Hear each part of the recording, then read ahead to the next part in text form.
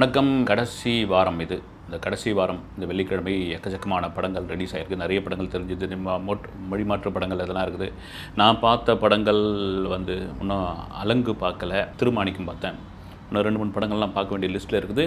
நேற்று smile man படம் பார்த்துருந்தேன். சரத்குமார் அவரோட 150வது படம் அப்படின்னா அந்த 150வது படத்தை பெரிய அளவுலாம் ஒன்றும் பெருசாலாம் கொண்டாடல.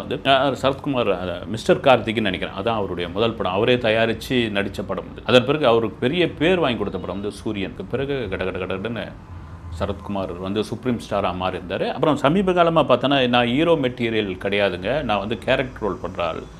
அப்புறம் கேரக்டர் ரோல்லையும் பார்த்தீங்கன்னா நான் ரொம்ப தேர்ந்தெடுத்து படம் பண்ணக்கூடியவர் அப்படின்னு இந்த போர்த்தொழிலாம் பார்த்த பிறகு சரத்குமார் மேலே ஒரு தனி இமேஜெல்லாம் உருவாச்சு.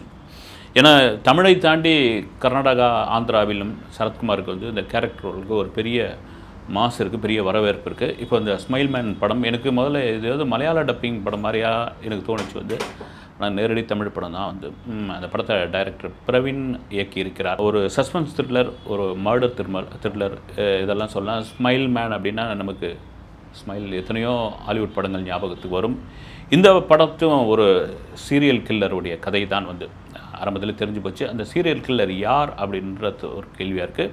ஏன்னா ஒரு தொடர்ச்சியாக நகரத்தில் ஒரு கொலை நடக்குது. அந்த கொலை நடக்கும் பொழுது அந்த கொலை செய்யப்பட்டவருடைய வாய்ப்பகுதி கட் பண்ணி எடுத்துகிட்டு அந்த இடத்துல ஒரு சிரிக்கிற மாதிரியான ஒரு பேட்ச் ஒன்று ஒட்டிட்டு போயிடறான் இந்த சீரியல் கில்லர். ஏன் அப்படி பண்ணுறான் அப்படின்னு அந்த ஸ்மைல் மேன் பண்ணிட்டு போயிடறான். யார் இந்த ஸ்மைல் மேன், ஏன் ஏன் இப்படியாப்பட்ட கொலை நடக்குது அப்படின்னு அந்த வழக்கு சிபிசிஐடி கிட்ட வருது. அந்த சிபிசிஐடி கொஞ்சம் திணறாங்க. இப்போது சில வருடங்களுக்கு முன்னாடி அதே போல் ஸ்மைல் மேன் கொலை பண்ணிக்கிட்டு இருந்தான். ஒரு கட்டத்தில் அவனை சுட்டு கொண்டுட்டோம். இப்போ புதுசாக யார் அவனா இல்லை வேறு யாராவதா திரும்ப சீரியல் கில்லர் நடந்துகிட்டு இருக்கும்போது இது எங்கேயுமே துப்பு கிடைக்கலையே அப்படின்போது இந்த வழக்கை விசாரித்த அந்த அதிகாரி அவர் திரும்பவும் கொண்டு இங்கே இந்த வழக்குக்குள்ளே விசாரணை அதிகாரியாக வந்தால் இது சரியாக இருக்கும் அப்படின்ட்டு அவரை போய் தேடி போகிறாங்க. அவர் யாருன்னா சரத்குமார். அவர் எனக்கு போலீஸ் அவனையே வேணான்னு சொல்லி அவர் கிளம்பி போகிறார். அவருக்கு ஒரு விபத்து ஒன்று நடக்குது. அந்த விபத்தின் காரணமாக அவர் பழைய நினைவுகள்லாம் கொஞ்சம் கொஞ்சமாக இழந்துக்கிட்டே வரார். கிட்டத்தட்ட ஒரு வருடத்தில் சுத்தமாக அவருடைய பழைய நினைவுகள்லாம் காலி ஆகிடுன்னு அவருக்கு ஒரு மெடிக்கல் ரிப்போர்ட் ஒன்று கொடுக்குறாங்க. அதனால் என்ன பண்ணுறாரு, அவருக்கு நடந்த சம்பவங்கள்லாம் ஒரு டேப்பில் பதிவு பண்ணி வச்சுருக்காரு, ஒரு புத்தகமாக வெளியிடுறாரு. அவர் ரொம்ப கிரிட்டிக்கலாக கண்டுபிடிச்ச பல கேஸ்களில் நூலாக வெளியிடுறாரு. அப்புறம் சில ஃபோட்டோஸ்லாம் சேகரித்து வச்சுக்கிறாரு. அப்புறம் பேப்பர் கட்டிங்லாம் வச்சுக்கிட்டு இருக்காரு. ஏன்னா நம்ம தனக்கு நினைவு தப்பிட்டா இது எந்த வகையில் உதவி செய்யும் அப்படின்னு. இப்போ இந்த சீரியல் கில்லர் மறுபடியும் வந்துட்டான் அப்படின்னு போட்டு நீங்கள் சார்ஜ் எடுத்துக்கோங்க அப்படின்னு அவர் கேட்குறாங்க. அவர் சார்ஜ் எடுத்துக்கிறாரு. எடுத்துக்கிட்ட பிறகு அவருக்கு அந்த சீரியல் கில்லருக்குமான சில விஷயங்கள் ஒத்து போகிறதுனால அந்த சிபிசிஐடியில் இருக்கிற ஒரு இளம் அதிகாரி சரத்குமார் தான் இதை பண்ணுறாரோ அப்படின்னு டவுட் ஆகி அவர் மேலே சந்தேகப்படும் போது நீயே விசாரிச்சிங்க போங்கயா அப்படின்னு சொல்லிட்டு அவர் திரும்ப வந்துடுறாரு. வந்த பிறகும் அது தொடர்ச்சியாக நடக்குது. இவருக்கும் அவருக்கும் சம்மந்தம் இருக்கா இல்லையா, இந்த சீரியல் கில்லர் உண்மையை யார் தான் பண்ணுறாங்க, இந்த பழைய ஆள் தான் மறுபடியும் பண்ணிகிட்டு இருக்கானா, என்ன காரணமாக இருக்கும் அப்படின்ற மாதிரியான ஒரு சஸ்பென்ஸ்லாம் இருக்குது. இதெல்லாம் தாண்டி இந்த மாதிரியான ஒரு கதைகளை எடுத்து பண்ணும் பொழுது எவ்வளோ விறுவிறுப்பு. அப்படி உட்காரும்போது நம்மளாம் எழுதுவோம் இல்லைங்களா, இருக்கையின் நுனிக்கு கொண்டு வந்து விட்டார்கள் அப்படின்னு. அதுமாரி இருக்கையின் நுனியை தாண்டி எல்லாரும் அப்படி கொஞ்சம் ஹாயாக இருக்காங்க. எத்தனையோ ஹாலிவுட் படங்கள் இது மாதிரி சீரியல் கில்லர் படங்கள்லாம் பார்த்துருந்தோம். அதெல்லாம் பயங்கர பரபரப்பு இருக்கும். மியூசிக்கில் ஒரு பரபரப்பு, அடுத்த காட்சி என்னென்னு, குறிப்பாக யார் இதை பண்ணுறான் அப்படின்னு. சில படங்கள் ஓப்பன் சஸ்பென்ஸாக இருக்கும். சீரியல் கில்லர் நான் தான் அப்படின்னு சொல்லிட்டு அவன் பண்ணும்பொழுது எதற்காக பண்ணுறான் அப்படின்னு ஒரு காரணம் இதில் யார் பண்ணுறாங்கன்னு தெரியல, கடைசி வரைக்கும் தெரியல. எல்லார் மேலேயும் ஒரு சந்தேகம் வந்துக்கிட்டே இருக்குது. குறிப்பாக சரத்குமார் மேலாம் ஒரு சந்தேகம் வரும்பொழுது ஆடியன்ஸுக்குலாம் அது மாதிரி நம்புற மாதிரி இல்லை, சரத்குமார்லாம் பண்ணியிருக்க மாட்டாருங்க அப்படின்னு அவங்க சொல்லிக்கிட்டே இருக்கிறாங்க. இதெல்லாம் மீறி 2-3 காட்சிகள்லாம் ரொம்ப நல்லா இருக்குது. சரத்குமார் போய்ட்டு நம்ம ஜார்ஜ் மரியன் அவரை போய் மீட் பண்ணுறது, அவர்கிட்ட சில ஃபைல்ஸை கொடுக்குறது, இவங்கெல்லாம் நீங்கள் ஃபாலோ பண்ணுங்கன்னு சொல்லும் பொழுது சரி ஏதோ பண்ண போகிறாரு, இவருக்கு ஏதோ இதில் இதுவாக இருக்குது. இடையில் அவருக்கு சில ஃப்ளாஷ்பேக் காட்சி மாதிரி ஒரு சின்ன பொண்ணு ஓடி வரும். சிதம்பரம் அங்கிள் கத்திட்டு ஓடி வரும். இவர் மகளா அல்லது வேறு யார் மகளா, இல்லை இவர் அந்த பெண்ணினால் பாதிக்கப்பட்டது யார், இவரா, அந்த பெண்ணுக்கு ஏதோ நடந்திருக்கு, இவர் தான் சீரியல் கில்லராக மாறி இருக்காரா அப்படின்ற மாதிரி விஷயங்கள்லாம் ஆடியன்ஸ்க்கு கொண்டு சேர்க்குறாங்க. ஆனால் ஆடியன்ஸ்க்கு ஒன்று பலமாக சேர்க்கலையே அப்படின்னு. ஏன்னா டைரக்டர் பிரவீன் பண்ணியிருக்காரு, ஒரு கதையை பண்ணியிருக்காரு.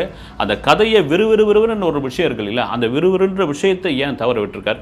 ஆனாலும் ஓகே, தனக்கு கொடுக்கப்பட்ட அந்த வேலையை மிக சரியாக செய்திருக்கிறார் சுப்ரீம் ஸ்டார் சரத்குமார். திரும்ப சொல்கிறது இந்த 150வது படம்னா அந்த 150 படத்தினுடைய அனுபவம் இருக்கு இல்லைங்களா, அது நல்லாவே படத்தில் தெரியுது. அவர் தான் படத்தையே 2 தோல்லையும் தாங்கி போயிட்டே இருக்கிறாரு. ஆனால் மற்ற கேரக்டரும் பண்ணணுமே, கதை ஒத்துழைக்கணும், முக்கியமாக திரைக்கதை வலுவாக இருக்க வேண்டும். இந்த மாதிரியான கதை பொதுவாகவே எல்லா படங்களுக்கும் திரைக்கதை ரொம்ப முக்கியம்னு சொல்கிறதுக்கான காரணம் அதுதான். அந்த திரைக்கதை வலுவாக இருக்கும் பொழுது தான் ஆடியன்ஸுக்கு ஒரு அப்பாடி வராயா வாயா வாயா வாயா அப்படின்ற மாதிரி இருக்கும்.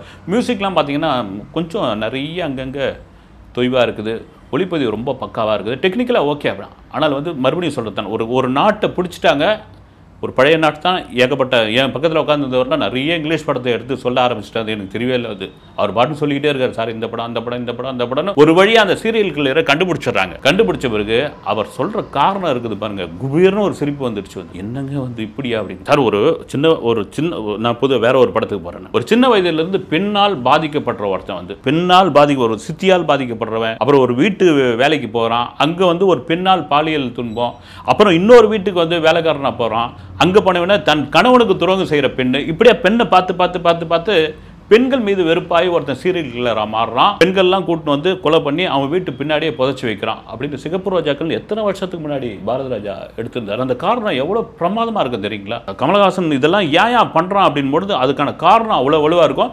இதில் ஒரு காரணம் சொல்கிறாங்க, அதை சொல்லிட்டா உங்களுக்கு போய் படம் பார்க்குதுன்னு ரொம்ப உப்புக்கு சப்பானாக இருக்குது. சரி ஓகே, அது இந்த ஒரு லைனை தான் பிடிச்சி இது பண்ணியிருக்கேன். அந்த காரணம் தான் ரொம்ப ஏங்க இதெல்லாம் ஒரு காரணமாங்க அப்படின்னு சொல்லி சரி நம்பி தான் ஆகணும், இங்கே பண்ணி தான் ஆகணுன்ட்டு அப்படின்னாங்க.